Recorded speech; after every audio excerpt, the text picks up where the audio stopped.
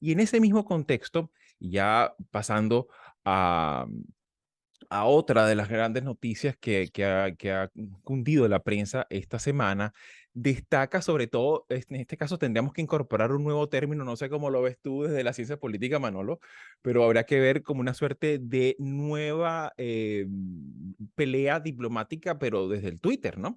Que es el caso de las declaraciones que entre unos y otros se hiciera el caso de Gustavo Petro, sobre lo que, bueno, mucho se ha comentado y mucho se ha sabido desde el pasado fin de semana, que son estas imágenes que se han mostrado en todas las redes sociales y en todos los medios de comunicación sobre esta gran cárcel gigantesca que construye Bukele en El Salvador Sí, y que, bueno, no ha dejado, digamos, sin mojarse a muchísimos políticos, muchísimos activistas, periodistas, etcétera, sobre esta situación. Y claro, destaca en particular estas declaraciones en las que él mismo declara y llama campos de concentración, así, ¿no? Y claro, había que también un poco poner el contexto que hace estas declaraciones sí. cuando habla desde una universidad, que en este caso será la Universidad Distrital de Bogotá, y frente a un auditorio de puros jóvenes, ¿no? Hablando precisamente, diciendo que, bueno, nosotros construimos universidades, etcétera, ¿no? Eso fue un poco el rifirrafe diplomático. Así Pero me es. gustaría un poco,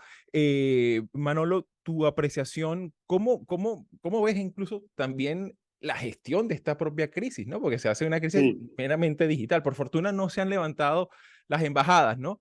Pero sí ha ocurrido allí un intercambio de apreciaciones muy rudo en las propias redes sociales. ¿Cómo lo ves tú, Manolo? Bueno, a mí se me ocurren tres cuestiones. Una, la primera que que has preguntado, que has comentado, yo creo que el título ya nos lo dio esa brillante pensadora, Hannah Arendt, y lo tomo de ella, ¿no? Yo creo que sería la banalización de la comunicación. Ese sería el primer título, ¿no? Porque se da en el nivel más relevante de la vida pública, como es el nivel de los representantes de sendos estados, ¿no? Representantes y titulares de la soberanía de ambos estados, como son el presidente Bukele y el presidente Petro. O sea, primera cuestión, entonces, estamos en un paso más hacia esta dirección de banalización de la comunicación. Segundo, en algo que tú has dicho también, no creo que sea una crisis que el agua vaya a llegar al río, ¿no? No, esa no es una buena expresión. Una crisis que vaya a ser, a ser profunda para nada. Porque creo que queda ahí, creo que queda en lo anecdótico, tú lo has dicho muy bien, el presidente Petro hace unas declaraciones en un ámbito universitario, con unos universitarios, entonces él lo que viene a decir es que mientras que los salvadoreños están construyendo un campo de concentración, pues Colombia está construyendo universidades. Bueno, pues esto lo hace Aparte para que es su... un poco llamativo el hecho que incluso tiene además todo ese componente pasivo-agresivo, ¿no? Es decir, bueno, yo no me voy a Exactamente, sí, meter en los asuntos de los demás países, pero esa sí, cárcel que se ha convertido en El exactamente, Salvador. ¿no? Pero, y entonces ahí se produce, y este sería el tercer punto que me parece que es el más interesante, ¿no? Es la reacción de Bukele, ¿no? Bukele es el activista por excelencia en las redes sociales, ¿no? O sea, digamos, hay que recordar aquella imagen, ¿no? de Bukele en la Asamblea General de Naciones Unidas haciéndose selfies y subiéndolas, ¿no? a las redes sociales, ¿no? O sea, su estancia en el foro fundamental de las relaciones internacionales en Nueva York era eso, era lanzar mensajes vía alguna de sus redes sociales. Entonces, es la política del espectáculo, ¿no? De este individuo. Y aquí me parece que es lo que en mi opinión, tiene esta noticia la mayor enjundia, ¿no? Hay que recordar que lo que ha construido Bukele formalmente se llama el Centro de Confinamiento del Terrorismo, ¿no? Es Secot. que está exactamente CECOT, en la ciudad de Tecoluca, ¿no? Y que tiene una capacidad para 40.000 recursos, ¿no? Primera cuestión que creo que hay que subrayar es que se incorpora en el ámbito carcelario la idea de terrorismo, ¿no? Es decir, que ya toma un término que es un término muy pesado, un término con una simbología muy grande y demás, para, digamos, definir un problema de orden público y un problema de profunda quiebra social en la sociedad salvadoreña, como es el fenómeno de las maras, como un fenómeno terrorismo, como un fenómeno terrorista, ¿no? Pero detrás de esto lo que está es una falsa dicotomía, que es la dicotomía entre seguridad o democracia y Estado de Derecho, ¿no? Evidentemente, sin olvidar que es el problema de la violencia en El Salvador, existe, por supuesto, ¿no? Pero lo que se está escondiendo detrás de ello son dos cosas, ¿no? La primera es la comunicación y la propaganda por encima de todo. Y este es el estilo de gobierno de Bukele, un hombre cuya profesión fue el mundo de la publicidad, es decir, antes de ser presidente y cuando fue alcalde de dos ciudades en El Salvador, él era un publicista y que esto lo ha llevado al paroxismo en su gobierno. Y ocultando, no ocultando, sino claramente usándolo para desarrollar al máximo la pulsión por el poder, ¿no? Es decir, el conseguir volverse a presentar de manera absolutamente inconstitucional en las próximas elecciones, ser reelegido, lo va a ser sin ninguna duda. Ahora mismo es el presidente de América Latina con mayor apoyo entre otras cosas por este tipo de políticas, pero que esconden un grado de irresponsabilidad enorme, ¿no? Porque estás generándose una fractura del Estado de Derecho con unas consecuencias que van a sufrir, que va a sufrir una sociedad salvadoreña muy machacada, muy golpeada, y que sí, hoy le está dando unos datos que son, bueno, que son venturosos de reducción, que eso es cierto, de reducción del número de asesinatos que se producían en las calles de las ciudades salvadoreñas, pero a un costo terrible, ¿no? Es, digamos, esto, la historia de la humanidad tiene ejemplos de sobra para saber que esto no puede terminar, que no puede terminar bien y que es pan para hoy y hambre para mañana. Claro, y que precisamente, y esto lo bueno que, bueno, lo bueno de alguna manera que traen este tipo de incidentes es que nos permite valorar también la forma de gestionar, no tan solo la crisis, sino también gestionar determinados asuntos que han sido un asunto permanente en Centroamérica y en buena parte de Sudamérica, que es el tema de la gestión judicial de situaciones tan complejas como el fenómeno de las pandillas, como el fenómeno guerrillero en Colombia y bueno, en Venezuela también, entre otras, digamos, dificultades, por lo menos como es el tema, como en muchas ocasiones en Sudamérica también se utilizan las cárceles como centro logístico para controlar determinadas actividades extorsivas, entre otras, ¿no?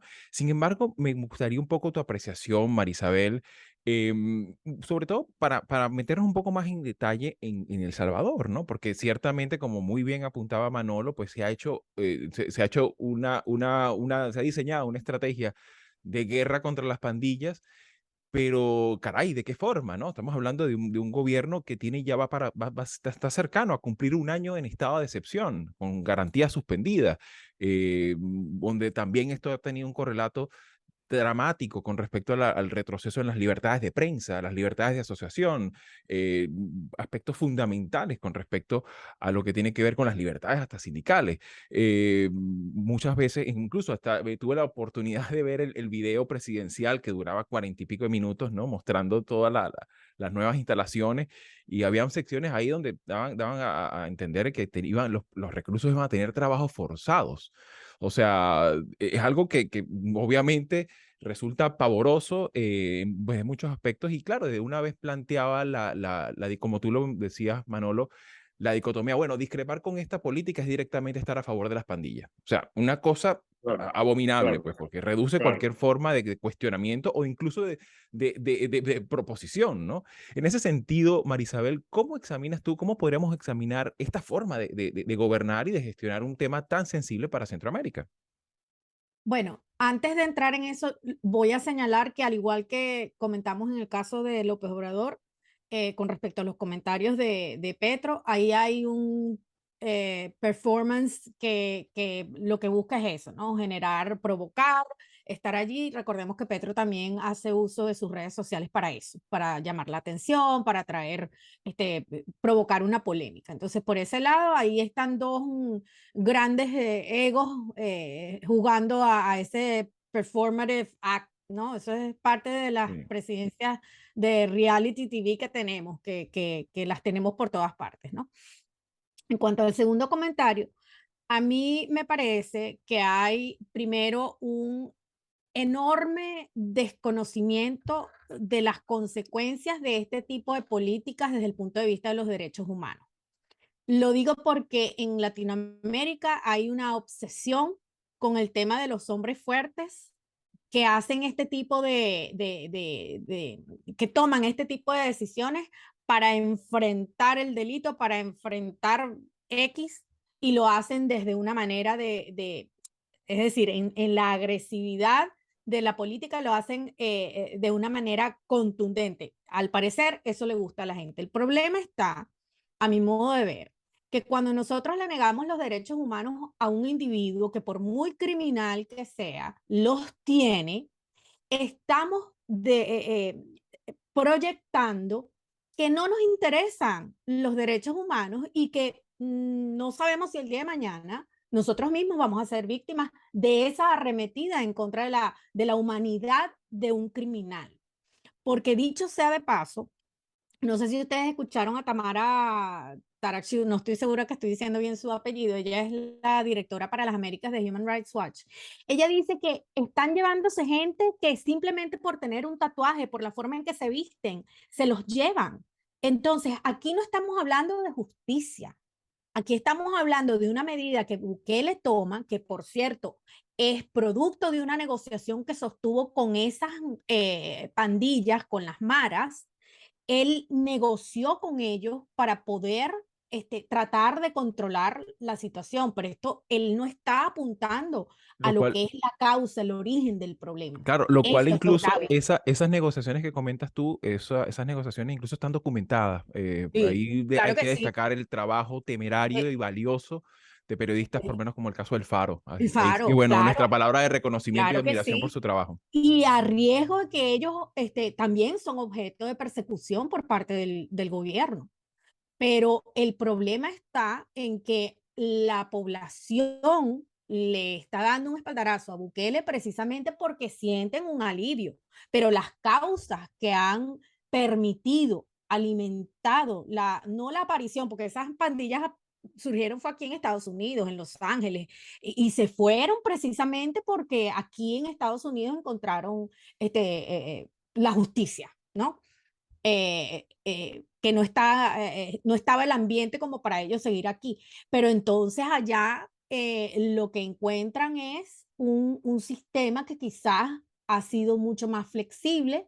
Hablemos de la fragilidad institucional, la corrupción del Poder Judicial, etcétera. Pero el asunto está en que esto no es un proceso orgánico. Esto ha sido parte de una negociación no muy transparente que no está apuntando hacia las causas de esta violencia y de la capacidad de acción criminal de estos grupos. Entonces, él seguirá metiendo gente en estos campos de concentración, la gente seguirá entendiendo que esa es la manera de tratar este tipo de problemas, pero lo clave para mí es eso, que nosotros tenemos una ciudadanía, y no digo en El Salvador, digo en general en América Latina, tenemos una ciudadanía que no entiende que los derechos humanos son para todos, para los que hacen el bien y para los que no. Claro, Y y es si que no somos precisamente capaces de entender eso, estamos muy mal.